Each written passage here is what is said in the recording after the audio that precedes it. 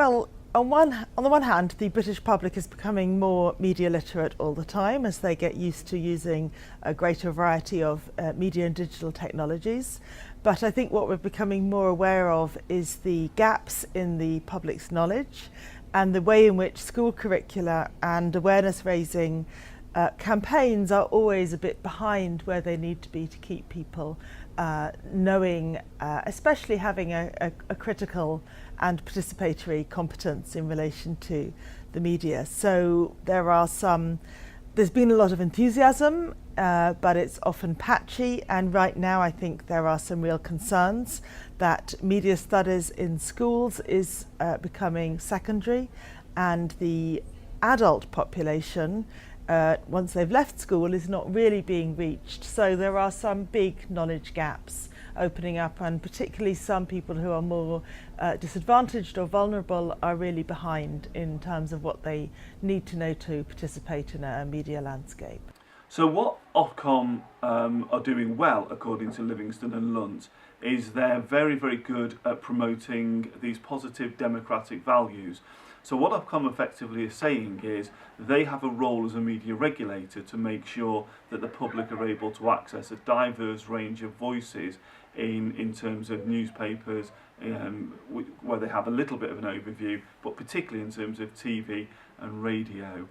So Ofcom see themselves very much at the protectors of democratic values in making sure that media producers aren't able to act as propagandists. They're not able to use the media to push their own agenda to an extent that's going to be harmful in terms of people making well-informed democratic decisions. Now, you might want to think about the Brexit debate in that context and how well the media actually lived up to that responsibility. But by and large, Livingstone and Lunt say that Ofcom really managed to get across that message that the media has a very important role to play in spreading ideological values and messages and giving people information so they can make informed choices and then act on their democratic ability to then access voices that they want to hear and vote accordingly, and that's really important. So there are some elements that they do very well. Also in terms of harmful content, Ofcom are very good at publicising work they do. So for example, Sister Rubia, a radio station serving a community in the West Midlands, were actually closed down by Ofcom because one of their DJs was promoting homophobic violence. Playboy TV was censored by Ofcom because they didn't have effective security controls in place. And that's also central to what Ofcom are doing, is they are trying to stay abreast of new technologies, which is very important for a regulator, so that they can identify new threats. So, you know, the security protocols on accessing paid for porn that isn't adequately protecting children or allowing children to access material which could be harmful to their development. Ofcom are on it, and they are able to enforce penalties, and they're now moving into things like iPlayer and time-shifted TV, and again they're looking at how you can make sure that these safety protocols are in place. So Livingstone and Lunt would say that Ofcom are doing a lot of those safeguarding things very, very well indeed. Britain's media standards regulator has found Russia Today television channel guilty of breaking its rules governing media impartiality. According to the report published by Ofcom on Monday, the Russian state-funded channel's coverage of events in Ukraine was neither objective or impartial. Ofcom flagged 4 reports broadcast about Russia's invasion and annexation of Crimea in March, which broke Ofcom rules. Ofcom's founding principle and key rule that news in whatever form must be reported with due accuracy and presented with due impartiality was breached, the regulators said, because RT failed to provide sufficient coverage of the views of the Ukrainian government, or other views which didn't chime with Russia Today's anti-Ukraine, anti-West narrative. It's the 10th time the regulator has found RT in breach of British media regulations, and in a statement Ofcom said it had put the controversial news channel on a final warning. Ofcom has the power to remove RT's licence and stop its broadcasting. Ofcom may have to act sooner rather than later because there have been numerous other alleged violations of the impartiality rule in more recent weeks. So Livingstone and Lunt talk about the public understanding of media regulation. What exactly does this mean? Well, what Livingstone and Lunt are really trying to get to grips with here is a really complex balance between wanting to act in the public interest in terms of fulfilling the role of a Ofcom, fulfilling the role of a regulator in terms of protecting the public from harmful influences. And on the other hand, what Ofcom's trying to do is also reflect kind of commercial interest in terms of media output as well. And that's a very, very, very difficult job to do. So at the heart of what Livingstone and Lunt are trying to do in the case studies that they explore in their work is how successful Ofcom are.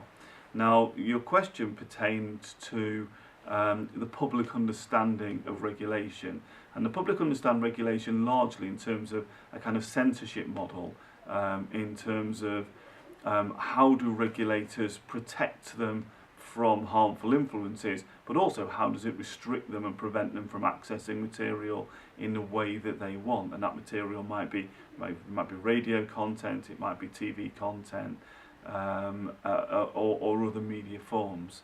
And Ofcom have to try and pull these two opposing forces, try and pull them together and meet the needs of media producers in terms of making sure that they can produce a wide variety of media products in all their various forms, but also to make sure that the public feel like they're being well served and they've got access to all that diverse range of voices that they need and entertainment forms in a very, very divergent 21st century.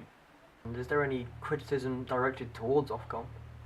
On the other hand, Livingstone and Lunt are also very keen to point out that Ofcom are flawed in some ways, and the flaws come in that conflict between wanting to serve the public and do that safeguarding role, but also they're very, very keen to make sure that they are still part of that free market and allowing producers to produce and distribute a wide range of media texts.